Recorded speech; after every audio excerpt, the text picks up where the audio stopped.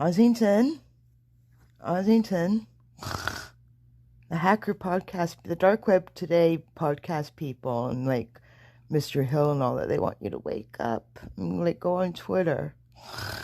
Come on.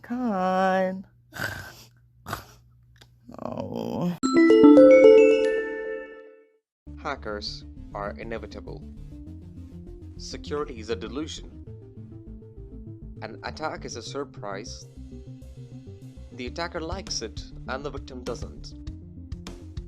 Every story has two sides, just like every coin. Unless you live on a planet with spherical coins. Never mind. Security is considered to be the most underrated domain, and hackers are always underrated.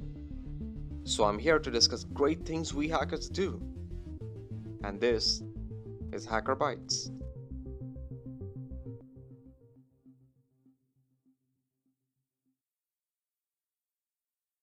Hackers. People generally understand us as wizards with mystical powers to manipulate things normal people cannot.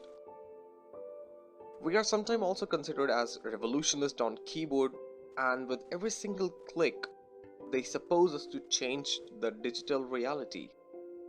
That's weird. But the real question I have oftenly, or I ask myself, is this: are we really worth all this melodramatic persona? I guess we are not. I think we're not. But the point here is what we do. Definitely we are not magicians, for God's sake. We are no Doctor Strange with some Eye of Agamotto to hack some things, that's not how it works clearly. You can consider us as normal people with ability to use computers, and we perform different kind of tasks with methodologies and with different ways that they're not supposed to work with. That's what a hack is about. Something that was not supposed to work in a way, but we made it work that way, and that's how it happened. That's how it was manipulated, or it was modified in a way. That's what major league hackers do, right? But in the life scenario, we have different cases when most of the times people do confuse hacking and cybercrime altogether. They take it as the same term, which is technically not correct.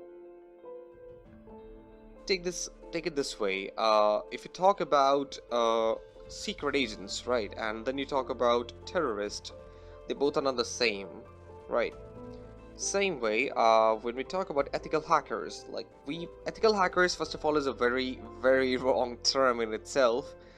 I prefer the term cybersecurity analysts or cybersecurity researchers, you can say. So, in short, we call them cybersec people. So, we cybersec people are completely different from what people think of the cyber criminals. What we do is we get paid for our skill set, the kind of skills we have in order to protect digital reality. In a way, you can say that, or by implementing such kind of security measures, or by finding or reporting some bugs. That's what we do, right? But the point is that why there is this, negative thing in people's mind that the hacking is a bad thing or a hacker is a bad guy. This is all. I find it funny sometimes that movies are also taking a really, movies are also playing a very big role in setting up this kind of a mindset in people, because in most of the time in movies what we see is a bad guy, or maybe an evil guy or something like that, with a hoodie, with a black hoodie. I don't know why there is a black hoodie always, and he sits in a corner hacking into somebody's account, checking their face cams. I agree, people like this are there. I agree with that. But at the same time, there are good people as well, They're good hackers. Hacking is not always illegitimate, or hacking somebody's webcams. It's not all about that. Hacking is a very big term to use.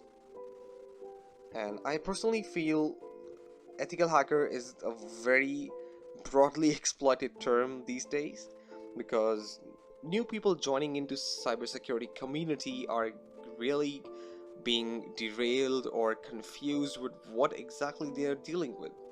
They don't know what exactly is ethical hacking. I'll tell you a scenario right now. Like I'm being training. I have been training a few people recently, and they are all newcomers in the field of cybersecurity. And all what they ask me now after completing their course is that what are the job opportunities for ethical hackers? That's the kind of mindset they're having as of now, because they are not aware of this thing, that who exactly they are.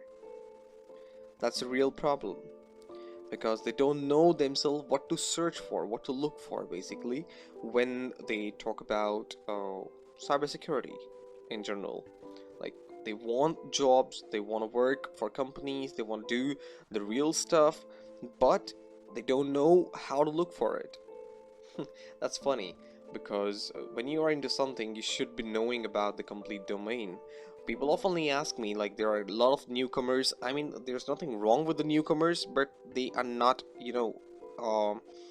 they don't have the proper knowledge, they don't have the proper information about what they're dealing with.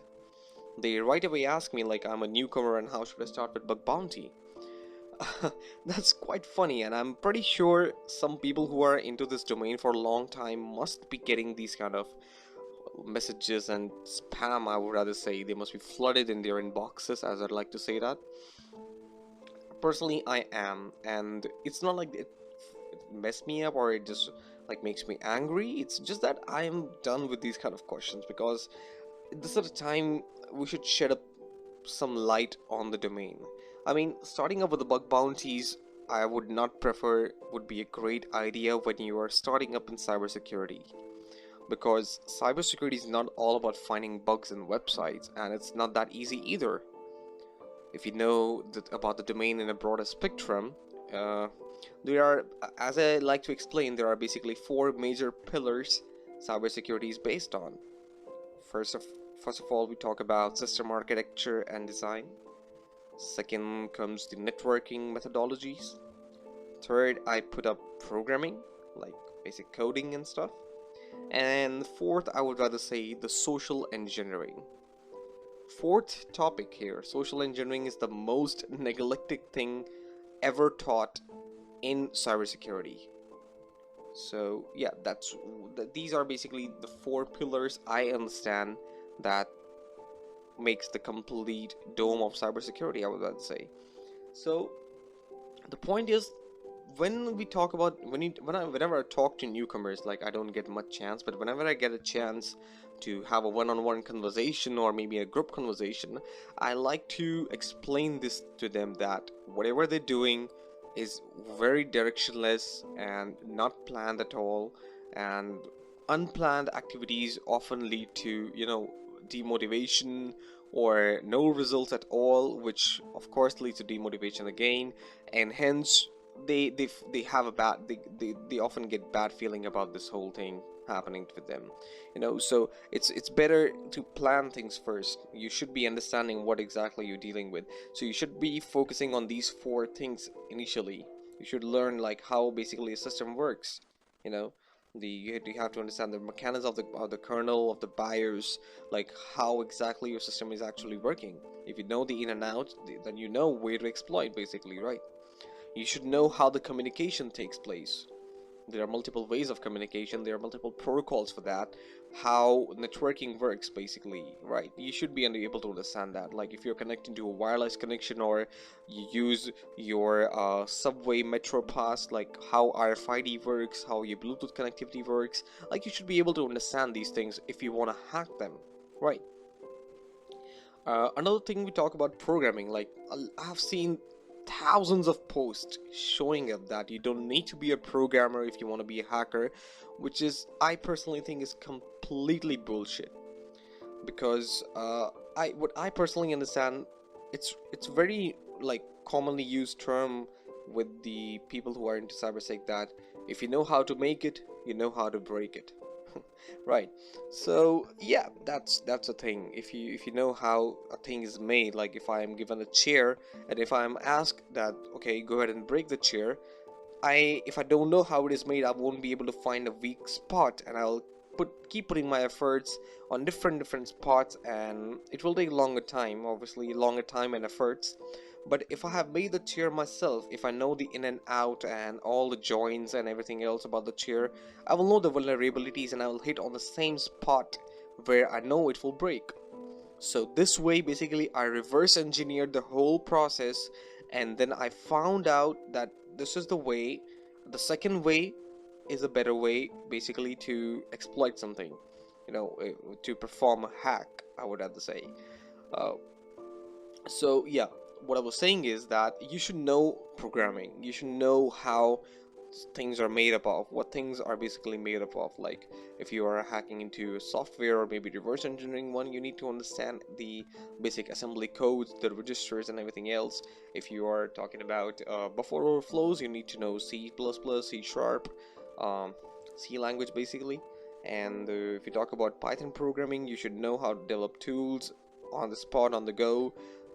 Ruby exploits are on the role as well. So yeah, you should be able to understand the code basically. So yeah, programming is a real near the R for every newcomer who is getting into cybersecurity domain. At least learn 5 to 6 programming languages so that you have a diversity of binary codes that you can understand basically. So yeah, that's the third thing, and the fourth thing is social engineering. It's not about fooling people; it's about having your own mindset. When you are hacking into something, you should be able to strategize the complete process. Because what I have seen is that people do know how to hack a RFID communication, or they do know how to perform evil twin attacks or wireless attacks, cafe latte or something like that, and they do know about various web application exploits. But the problem is that the main point is that they don't basically know how to perform a hack. you know it's not about only exploiting a vulnerability. It's about when you're targeting a system or a person, you should know how to strategize the attack. That's the major thing, because this is majorly taught when you are learning penetration testing, and when you're learning this thing recently called red teaming. And this is also taught when you learn about offensive approach towards pen testing, basically, like when you're actually exploiting things, breaking things down, getting into firewalls and disabling and stuff like that. So yeah, red teaming is something that is on the roll these days, and this is where it is being taught that how to strategize an attack. So when we tell people about, when we teach, I have been like teaching to a lot of guys these days. I have been like teaching, I've been giving them training on for CEH examination, ECSA, and these are theory based exams, and they don't really teach you how to strategize or how to actually perform pen testing. They give you enough theoretical knowledge and give you enough insight about the whole domain, but ECSA practical is a good option if you want to learn the practical implementation. But the point is that every course have this own uniqueness, and these courses are not really these certifications are not really giving you the proper information you require, I would rather say. I have a bit disappointment in me for these certifications, that they don't really give you the actual information, the actual knowledge which is required to understand the cybersecurity domain. Certified ethical hackers gives you a certification, basically you can say a badge that you are a hacker, but you actually don't know what hacking is. Not even, I would rather say, you just know 10 to 15% of the domain, right? So I don't know if you agree or disagree with it. Please let me know if you disagree or agree with a valid reason. I would like to appreciate some good feedback from you guys. I might be wrong, but as of now I think I'm right, and I have this disappointment. But so yeah, I'm not saying that EC Council is inefficient in what they do, but this is just a disappointment with the kind of syllabus they have. I would rather say OSCP is also like a bit biased with what they are teaching, because they're only teaching the offensive part of the cybersecurity, because they're only telling you how you can, how to basically it's all basically based on CDFs. I would say capture the flag machines. That's all they teach. They teach you offensive pen testing, right? So yeah, what I was telling you is that you should have the mindset. That's where we started, right? I got a bit derailed, a bit of my disappointments with things these days. So yeah, how you should have the mindset. Basically, you should know how to strategize what you're gonna do. So a social engineering is a thing that you will require always when you are performing a hack. So these four things you should sharpen enough that when you are learning cybersecurity, you should know these four, and that's when you learn the advanced stuff, like whatsoever you want to learn. If you want to go into hardware hacking, or maybe into reverse engineering, or maybe wireless attacks, or whatsoever, whatever sounds good to you, whatever attracts you. So, yeah, that's about it.